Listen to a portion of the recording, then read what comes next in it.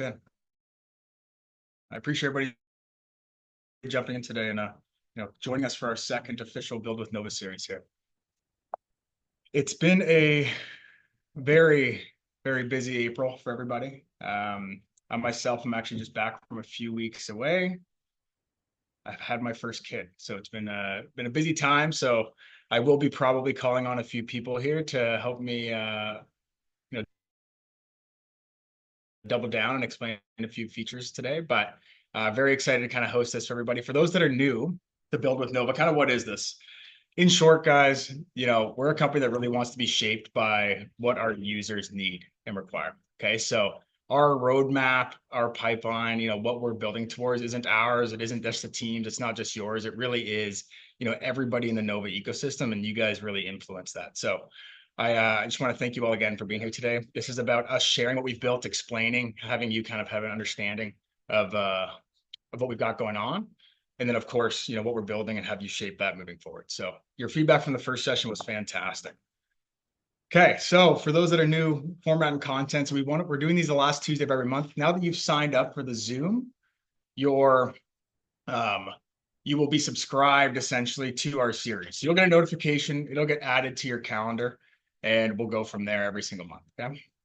Duration, we're looking between 45 and 60 minutes. I think we hit 60 right on the nose last time, so I was pretty happy with how that ended up coming. Okay, so what did we build in April? Big feature set that came into April was the advent of our live stream, right? This was huge for us. It was something that's been requested by a lot of clients. One thing that we're really striving to be, everybody, is this one-stop shop, this central location for you and your agencies and your teams to access drone software. And so live stream felt like the obvious next iteration as we move beyond data processing and analysis. We've added in a search bar, so no longer do I have to have Google Maps open on the side trying to find an address for a fire department that I'm talking to. I can now search that in the very bottom. We've also added in live chat. So kind of funny, since the advent of our text on map, I've found myself in projects with individuals using text on map to communicate when all along an in-app kind of chat system would have been super valuable. So we'll showcase that today and help, really empower you to collaborate within the platform. And a big one is new website, new branding. You guys will see that I have my new vest on with our new website. We gave a sneak peek to this last time, sorry, new branding. We're very excited about our new brand. We really feel like it matches the company and where we want to build to.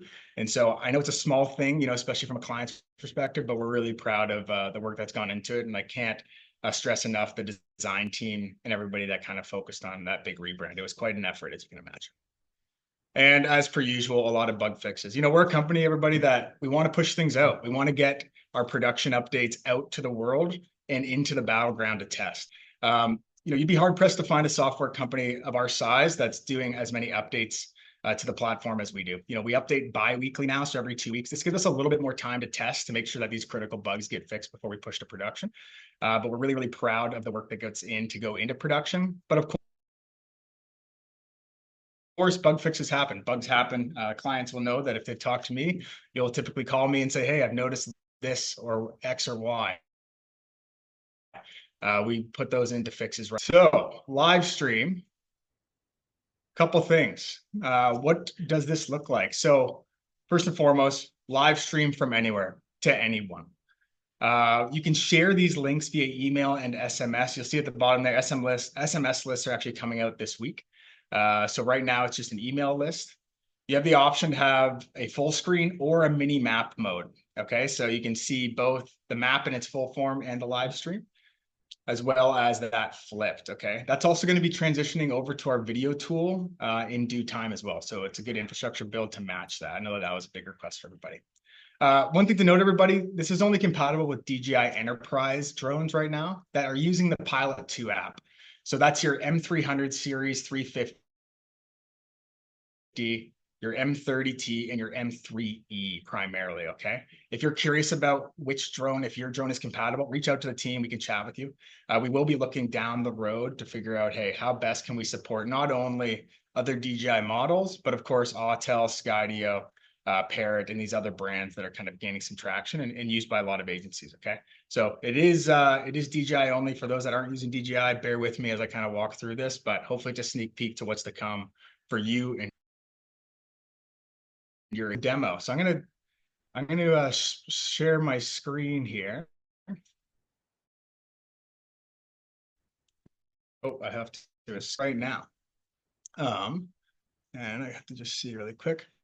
And I was sent this email. A live stream is in progress. Okay. RA, who might that be? Maybe it's Robert Atwood. So I clicked watch live stream, and we've got a live stream up and running here. Now, this is the viewing link that automatically gets sent. That doesn't automatically get sent, but you can send to anybody. So they don't have to log into Nova. Okay. And I am going to text Rob here and mention to him that he, oh, there he goes. He's taking off. So they are out here in central British Columbia. I can see on the map where my drone is. Okay. Now I can also view this in my workspace as well. So let's kind of jump over. So this is, hey, you're sending this to battalion chiefs. You're sending this to people on the ground that don't have a Nova account, but they want to be able to see where the drone is, its flight path. So as we fly around, you'll see that the drone actually maps that flight path, as well as that live stream in real time. Okay. But if I have a Nova account, there's a little bit more functionality that I can do, right? Like I want to be able to place points or icons and see this within my workspace. So I'm going to jump over here to my workspace, and I can see that when I've logged in, it actually shows me, hey, watch ours live stream in build with Nova. So I can click on that and it'll automatically open the project where that live stream is housed. I'll zoom in here. It looks like we've got an orthomosaic underneath this property.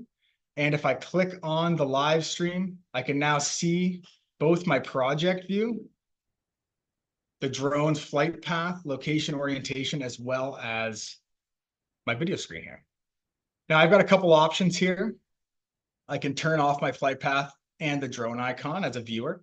And why don't everybody, if you're at home right now, why don't you scan that QR code and watch the live stream with us right now? So I'll leave this up for 5 or 10 seconds here to let people kind of give this a go. And I'll do it myself. So scan the QR code. This is great if you have a TV out the back of your battalion truck or part of your incident command post and you're live streaming this in real time. Great, you can have a QR code automatically on your screen. So if people come by for a check-in, they can click that and view the live stream with you. So you guys will all see that you've now gotten that live stream link, the same one that I was showing you previously, the viewing link. Now, I can also flip this mode, right? This was a big thing. We want to be able to see the video in its fullest form. And so I'm kind of waiting to see if they zoom in on Rob so he can say hi. This was the sneak peek. This was the bit of the surprise. Rob's actually out in the field right now, working with another part of our company, doing some testing and training. There he is. Okay, it looks like he is on the bench, waving to everybody. Our fearless leader. There he is. Hi, Rob. Thanks, Rob, for putting this together. This was great. Oh, wow, really zooming in. We can see your pores. So everybody, Zoom functionality, obviously. This is part of DJI's SDK, so we get some vertical speed data. Oh, dogs coming in as well. Rob, we'll look behind you, watch behind you. Our altitude and ASL and speed and wind as well. Okay, so pulling some of this data. Now, before Rob would have started this live stream, he could have also opted to save this video for playback. So really fantastic. You have that option. This is great for extended searches, or you're out scanning some incident, or you're live streaming and you want to be able to have that be reviewed later by some incident command or a chief or whatever. That's going to automatically save, if you desire, to your project as a layer for playback and review alongside with your drone's flight path location orientation. We are super stoked back out here. Very, very excited to bring this into the platform. We feel like it starts to round us out as a bit of a bigger solution in the drone space. For those that are curious, okay, what does pricing look like? $1,200 a year, and that is not drone specific. You could have as many drones as you like running, as long as that license is attributed to a user. You can access this For those that are maybe on the call that are existing clients, I'd mentioned last time we did this call, hey, let me know if you guys want some beta testing. I did write down who asked for that. I've sent a few emails out. Apologies again, like I said at the beginning, I've actually been off for a few weeks, so I'm behind a little bit. We launched this the day I went on leave, but do reach back out to me and let me know. And you can even put it in the chat. I've got Jason making some notes here. And so put your name in if you do want to get access to this to do some testing. We'd love for you guys to tell us what we can and can't do. It looks like another drone is taking off here as well. And maybe this is what they're actually going to be doing here, but you can actually have multiple drones live streaming within the same project as well. So it's not limited to a single drone. This is huge. Definitely makes scaling this license a lot simpler. Okay. Now, this is a big feature, everybody. So I am going to pause and open up my chat or let anybody ask a question about the live stream while we just kind of watch this flight happen here. Because I know that this is a big, big feature. So pause, questions, comments. I can't see your faces. Let me see if I can see that. One sec, participants. Doesn't look like it, not yet. Okay, Jack, thank you. We'll make note of that. Any questions? Maybe if you guys can just unmute yourself and ask away, and I will try to figure out how to get you back here. One sec. Hey, Dan, question here. Yeah, Hunter. Hold on, actually. Yeah, this microphone's probably better. So you're saying you can save the video and then you can run it through other tools. So, for example, could you save the video and run it through the color finder after the fact? Yeah, great question. So this is going to be the fast follows. So one, the real goal of live streaming color finder. So for those that aren't aware, color finder is our search and rescue tool. It's a color detection is we want to actually be able to run that in real time off the live stream. And so that's one step. The second step is, or maybe the first step, I suppose, that would be the second, is, hey, can I take that video and then run it through color finder? Right now, that video is going to save. You'd have to download it and then re-upload it into the color finder tool.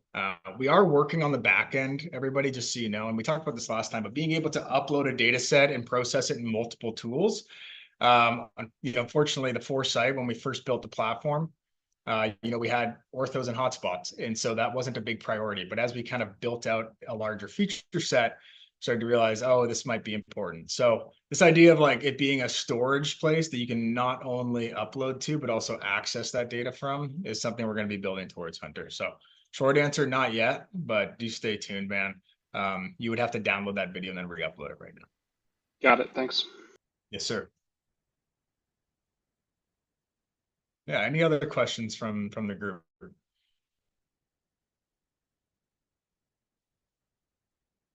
I'm going to check my chat. Great. Okay. Either I did a great job of explaining it or a really poor job and people aren't as excited as I am. Hopefully it's the former. I have another question, actually. Yeah. Go ahead, Hunter. So when it comes to licenses, so can you just walk through how that works? So there's one license for the organization. That's for one workspace. Essentially one ability to see the build with Nova map view. And then, yeah, it can just translate to as many aircraft as we want. So the license is assigned to a user, right? So we're a seat-based organization. Now, for bigger organizations, and some of you might be on this call, we have enterprise solutions for you. And so I'd ask, Hunter, if you guys want to talk about that with Boulder, let's have a conversation.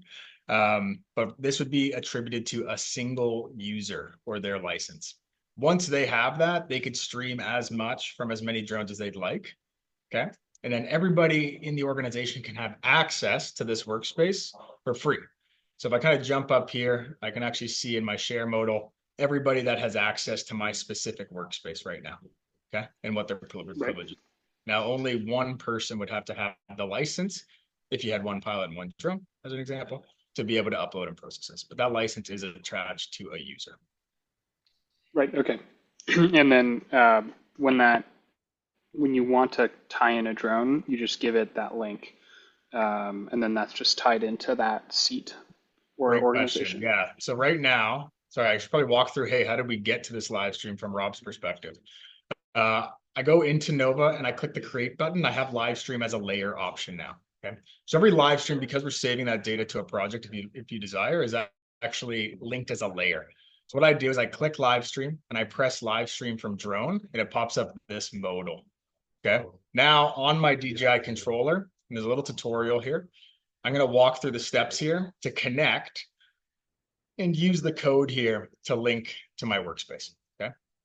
Once I do that, then I can share with pre-built email lists and SMS lists coming out this week as well. Yeah. Yeah. So because I'm logged in and have a live streaming license, I can have access to this tool. Does that make sense? Yeah, that makes sense. And then my last question was around the video. So you can kind of see where the drone is. I know one of the features for like a video layer is seeing kind of where the drone's been looking. Is that one of those things that's kind of come in the future as well? Yeah, it's a really good question. We thought that we'd be able to do it with DJI's SDK. It turns out that the SDK for the live stream specifically doesn't include the bounding box. So as a third party tapping into that, we can't use it. Versus, as what Hunter's was describing everybody, is if I were to create a video layer, I could add in the MP4 as well as an SRT for DJI users. For Autel users, your SRT is actually embedded in the video already. You just have to turn it on in your settings. And what that gives me is not only my flight path location orientation, but also a bounding box on my map. I mentioned earlier, Hunter, our desire to kind of expand this product out beyond DJI Pilot 2 compatible platforms, obviously, including Autel, including Skydio or Parrot, as well as these earlier generation DJI drones. What that would require is us ending up probably creating some sort of on-controller application, in which case we would then have access to more data within the platform. So that is kind of a long-term goal, whereas right now it's not actually available with the current SDK settings. Okay, yeah, makes sense. That process of making an app is quite a pain. Yeah, it's definitely a big investment. We're kind of weighing it right now. I mean, it will be something we inevitably do. We're just kind of trying to figure out where that lies in the priority. Yeah, thanks, Hunter. Appreciate the questions, man. Hey, Dan, I got a question. Jack here. Yeah, hey, Jack. Yeah, so can you just confirm that like that 1,200 would be per year would be assigned to one of the pilots? So let's say I have 10 pilots, they would each need it, or would it be like the hotspot plugin where I could, as an administrator, move it around? Yeah, you can still move it around. So the license is still movable, but it can only be assigned to a single person at a single time. A single person at a time. So if I bought, 2 to 3 for the group or whatever, and then I wouldn't need one for every single pilot. That I could move them around based on the missions. Yeah. But we could still do the same thing, right? Sure. It's very, very similar. Yeah. These add-ons, we call them, guys. So, we're all aware of, like, we have our base licenses, your essentials or your pro, and then we have paid add-ons, Color Finder, Live Stream, Hotspots. Both any license or add-on can be moved around. Okay. Sorry. Yeah. Jack, does that help answer the question? Yeah, absolutely. Thank you. Let's move back over into the next feature of what we built in April. So search bar is the next component. Allows you to search for any location. It also allows you to search for map layers. So for those that are on kind of these extended incidents or these large projects where maybe you guys are doing, risk control for wildfire in a city, you've done a bunch of pre-plans and it's this huge project, right? You can actually search for individual map layers. You can say, hey, I want to find the, Loma Linda ortho for that specific town as part of our workflow. And it'll instantly move the map to your selection. So I'm going to jump back actually into this project. And what you'll see here, and I'll just zoom out so you can see the search button. So the search button's down here at the bottom now, everybody. It also shows you a live cursor, lat long. There's something and for those that aren't aware, right click on the screen allows you to grab and copy that lat long. It says that it's only to 4 digits, but I think we've maxed it at 7 or 8. I can't remember. Actually, Timothy Danley, if you're on the call, was the one who gave us the spec of what CalTopo could maximum take from a decimal count. And so we've kind of maxed it out to that. I think it's 6, which is down to like an inch or something like that. Don't quote me on it. But so the search button, I click and I press search. So for this, I'm going to say, let's search up Kamloops, British Columbia. Great. This now zooms in on Kamloops. Now I can also search for the orthomosaic, right? So that orthomosaic 1 that's in my layer panel now shows up as a layer, and I can zoom to it as well. So you imagine this is super helpful, guys, as this layer panel gets quite cluttered. It would be great to be able to use that search function to be able to quickly kind of interact with features. So that's the search function. Not too much more to say about that. Hey Dan, quick question. Yes. You search Yeah. a lot long within that search bar? Oh, Tyson, you're putting me on the spot. I got a thumbs up from Jason. You can. So if I grab, let's do this. Let's have a little fun here, Tyson. If I grab a coordinate in Hawaii, and then I paste that. Yes, you can. Nice. There you go. And look, Thank you. 6 digits. There we go. Right Yeah, on. good question. Okay. Anybody else? Quick questions? I'll pause there for the search function. Okay. So live chat is the other big feature we kind of launched in April. So I'm going to be jumping into a project and chatting with my colleagues, kind of show you what that looks like. But basically in your project, it allows you to connect and chat about things. So I believe it's this project. No, one more. Here we go. And so you'll see that I'm in this project. I'm looking at a fire right now. I'm actually going to jump over to a different fire. Oh, and you can see that I also have Nick Zinger in this call, in this meeting with me. And so there's Nick. Nick can now type and say hello within the chat. To do that, you're going to press /. Hi, Nick. Thanks for demoing this. If I press enter, it'll leave that text up for me. But as soon as I start texting about, let's look at this fire, I'm now going to, it'll delete that first line. If I want to delete it off my screen, I can press the escape button. But I can kind of now come in here and I can say, we've had some growth in this corner overnight, and Nick can kind of, interact within here. It's a little thing, guys, but I really think it empowers you to connect within the application without having to get on a radio, get on a phone call. Like I said before, I was using the text button with clients all the time. I'd be like, hey, look at this great ortho. And it was just super clunky. And so we kind of took a peek at it. It ended up being a really quick feature that we could add to the platform, and we just executed on it. Pretty excited about it. It's common in some of these kind of collaborative cloud-based platforms to have some sort of interaction. And so we didn't want like a separate chat function or anything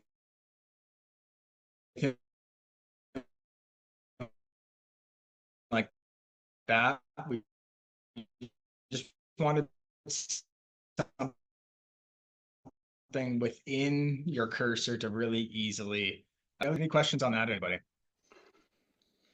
Not a question, but I just really like the minimalist aspect that you guys added. I think it's a really good addition here.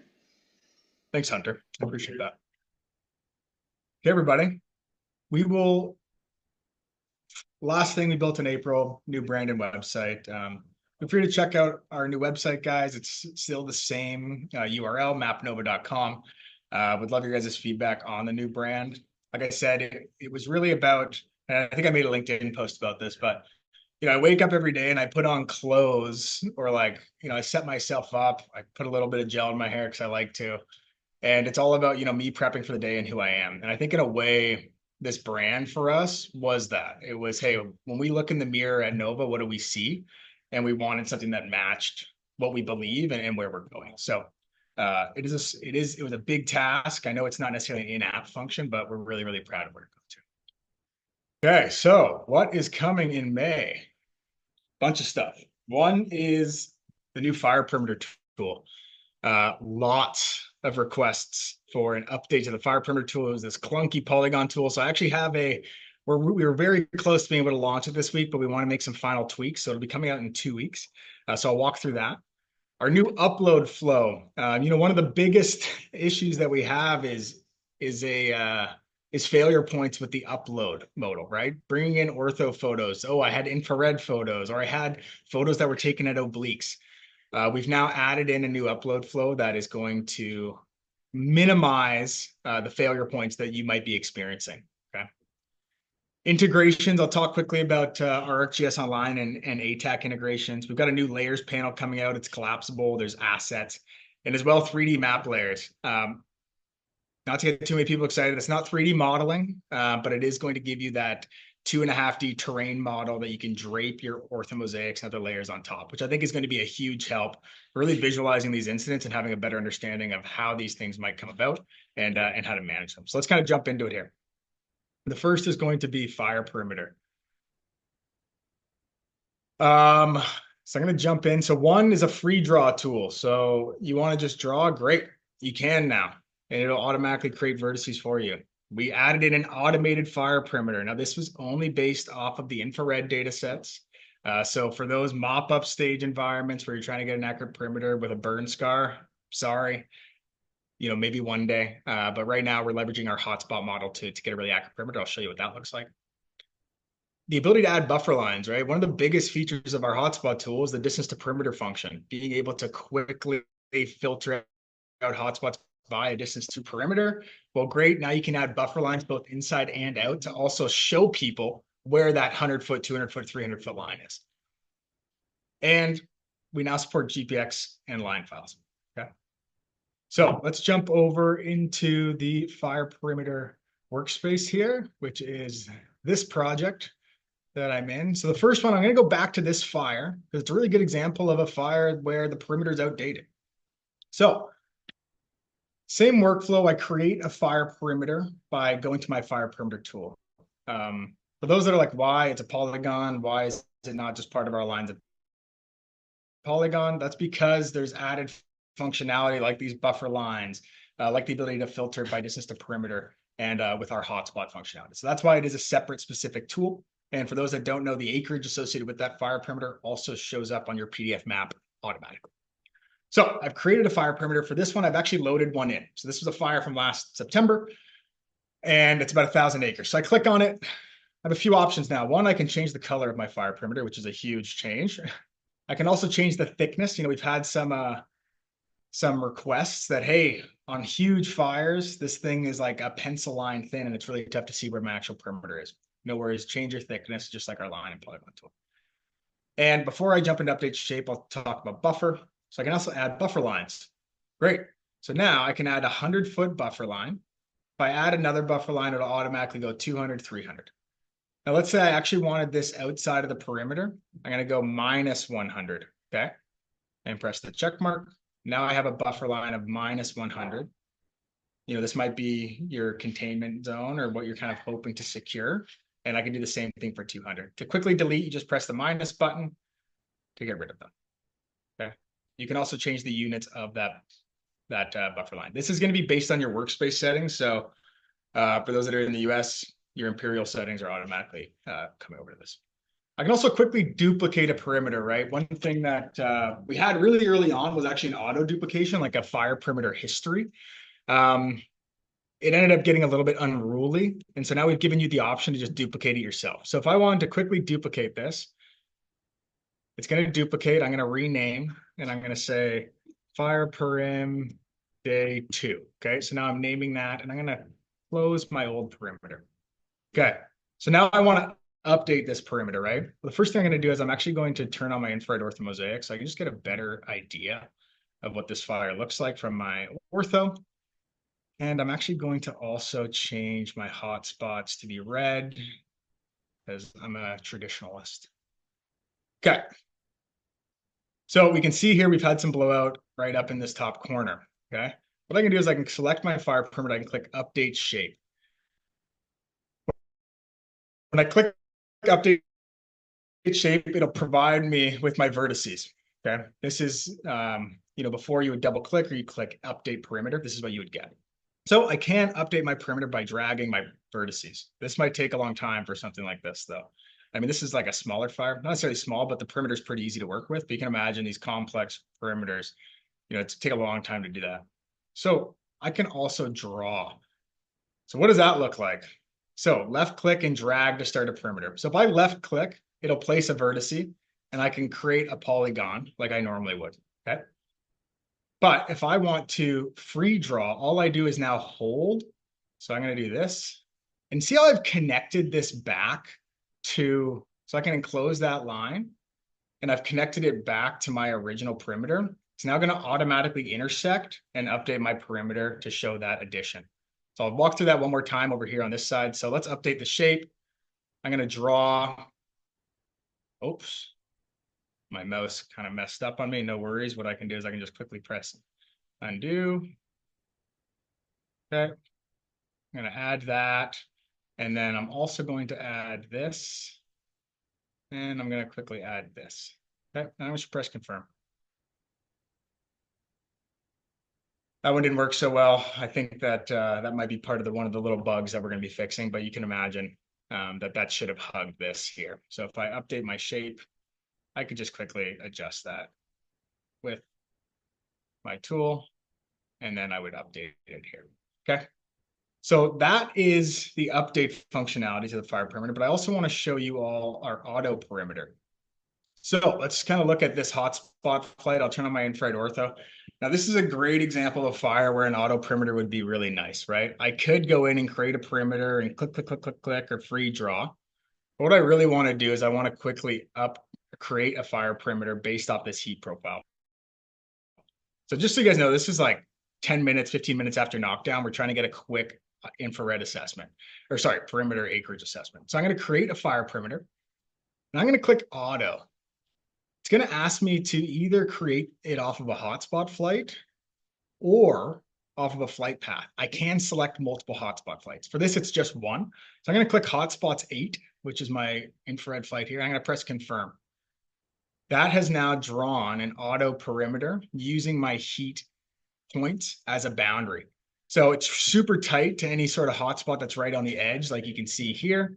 And of course, you can always then go in and I can update that shape and make any fine adjustments like I was showing you on the previous hotspot, on the previous fire, okay? But the nice part is this, at least, one of the lead edges is only burning, but it's huge. We'll run the auto, it'll enclose it, and then, use the draw tool to cover the rest of it. So you can kind of combo the auto with the manual update. Okay, press confirm, press back. I'm pretty excited about this new fire perimeter tool. It's definitely a huge step up, but would love to hear some of your guys' thoughts. Any questions? Dan, I don't have a lot of questions. It looks like a really good tool and it kind of saves some space. And it does allow that flexibility because, as you know, fire perimeters sometimes get a little wonky, especially as you get into the urban, wildland interface there. So having the ability to quickly tweak things, it just looks like a very easily to use tool, and I think you guys are on the right track and nailing it. Thanks for what it's worth. I appreciate it, man. Yeah, it's a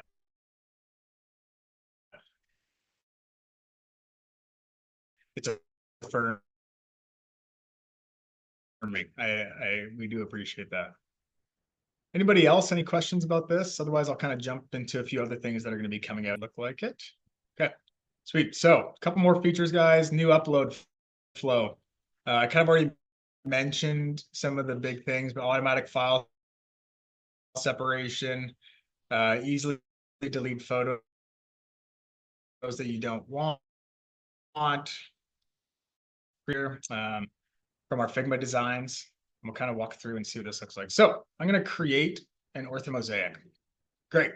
I'm now going to upload my images to this ortho tool. So I'm going to go in, I'm going to grab a bunch of photos from my File Explorer, and I press open.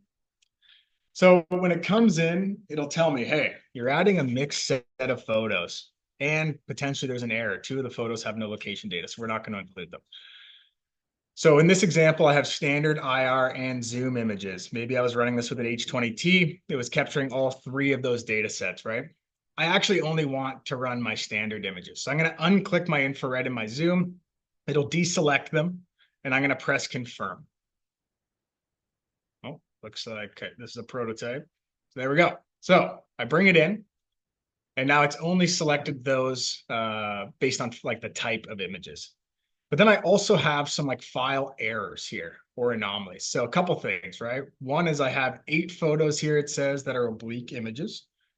And I have 4 with location anomalies. So oblique images are really common, everybody, in ortho data sets. It has to do a lot with because the drones you guys are using to map, add in something called elevation optimization. You've probably heard me say that word 100 times if you're somebody that I talk to frequently. But we want to turn that off. Now, inevitably, we always forget to turn it off, and it ends up creating this warped, spewing at the edge of my ortho because I have a bunch of photos that were taken at an oblique. So now what I can do is I can, delete those. I can also delete photos that have location anomalies. So I can click on it. It'll highlight the 4 photos that have that anomaly, and I can remove the selected photos. And it'll reset. I can do the same thing with my obliques. I can remove those photos. And now I've quickly kind of gone through the upload workflow, selected the photos that I want, and gotten rid of anything that might cause me issues or errors, okay? And I can press upload. Same workflow as before. One thing that we have added, which has been a big request, is your internet speed. And so for those that are uploading from the field or from places with poor internet, it'll actually tell you now what that internet speed is. And so if things are taking a long time, look at that speed and see if maybe, hey, can I get on a different connection? Or, can I do this from a better spot? Or maybe just have some, affirmation of why the upload might be taking a while. So upload flow. I think this is just going to really streamline your guys' workflow in the app and just mitigate those risks of failed jobs. At the end of the day, there's nothing worse than uploading 300, 400, 500 photos or thousands, and then coming back and seeing that, oh, shoot, I added in my infrared photos and having to reprocess. So this is going to take care of a lot of that. Okay. Perfect. I will now jump over to remember how to get out of the prototype. Do I have to go through it all? Jason? 1 sec, guys. Tech Sport's coming in to help me here. I'm just trying to.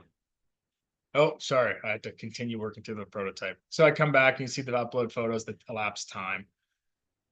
And I can click them back and forth here. Okay. So I'm going to jump back into my integration. So we'll play from here. Okay. Just let this load for a second, everybody. And I'll pause at the end of these kind of features that are coming up for comments and feedback, everybody. So integrations, a couple things we've worked on that have been client requests is an integration into TAK as well into ArcGIS.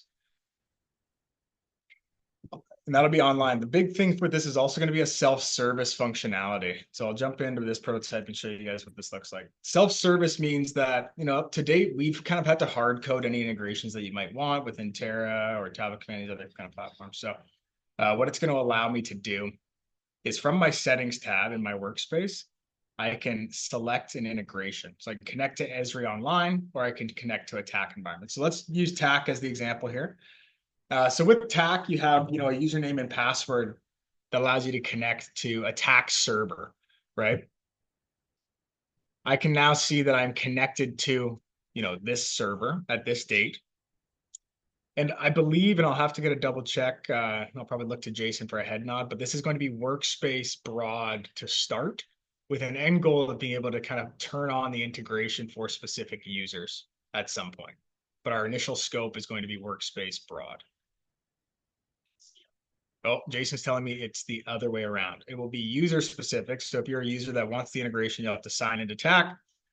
Through that, build it out for your user profile. That way, not everybody that has access to the workspace, I suppose, that would be the reason. Not everybody has access to it right out of the gates, but eventually there hopefully being a modal to work on that. So how do I actually, once I've connected these things, how do I push data into them? Well, I can do that from my data tab within my file. So if I click integrations, I can select which things I want to push, okay? So I can turn on my flight path, and then I can send this to TAK, okay?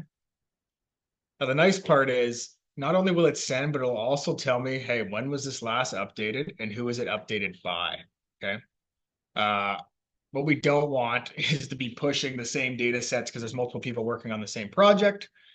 So this is also going to be just part of our integrations workflow. So for those, I know we have some Colorado folks on the call. For those that have like an Intera integration, you'll have the exact same. When you push to Intera, it'll tell you who did it and when it was last updated. Okay. Fantastic. And finally, I'll jump over to our new layers panel. So I'll play this.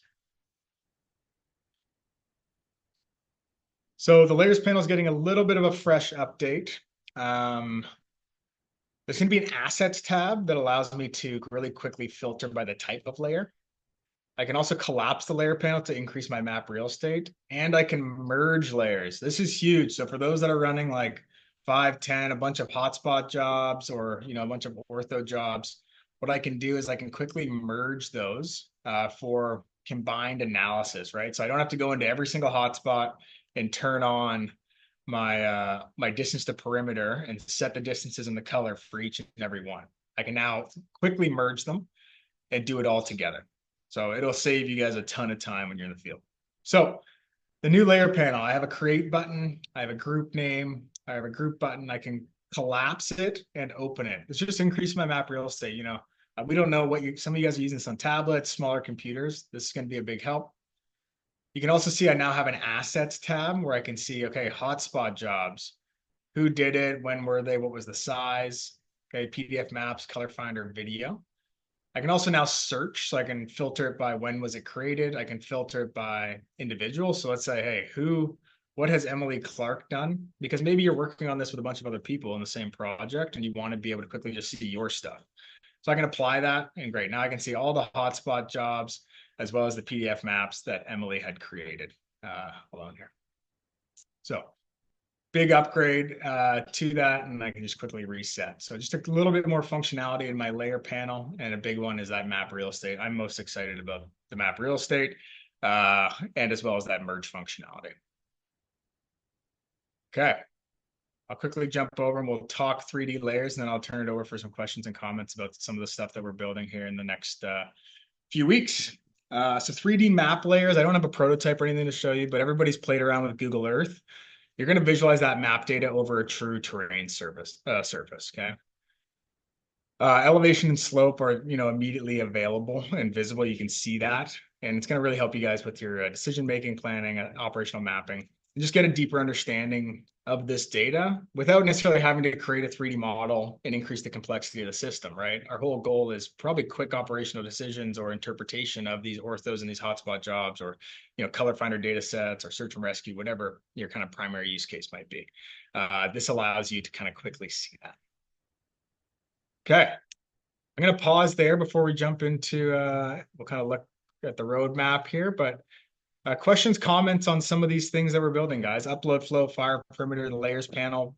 Is there anything that we've overlooked that you'd like to see to make sure? One thing I will mention on the upload flows, we've also handled the duplicate scenarios. So if you've uploaded a bunch of photos, your network connection crashed, and you had to re-drag and drop that big folder of photos in, we will automatically know that photo 1 has already been uploaded. And so you won't be duplicating data sets, which is also going to save you a ton of upload and processing. So that'll be the last thing I wanted to quickly throw in there. But yeah, questions, comments about some of those kind of early features of the roadmap, everybody. Feel free to jump in. Okay. Pulse check, everybody. Is there anything that you'd like to see? We have taken note of your feedback from last time. We've kind of put it into our priority matrix for our roadmap. And hopefully that's been reflected a little bit, as you can see in some of the things we're focusing on in May and June. But is there anything else that, is burning at the tip of somebody's tongue that they want to mention here that they'd really like to see? Okay. Fantastic. I mean, I'll take that as a positive. It means that we're probably focusing on the right things. Of course, guys, like, if we don't want to have the conversation here, shoot me an email, shoot me a call, or talk to kind of, the person that you work with most closely here on the Nova team, your account executive or your manager, and, work with them. Like I said at the beginning, we're hoping to build this with you all. So doesn't seem like there's any final Q&A. So I will hang out here and take any kind of final questions if people want to chat. But if not, I really appreciate everybody jumping in. Again, you'll get a feedback form directly after from Zoom. If you could take just 2 seconds to fill that in, we want to continue to optimize this and make sure that it's meeting your needs and that we're not completely off base here. But I appreciate everybody joining today, and ciao for now.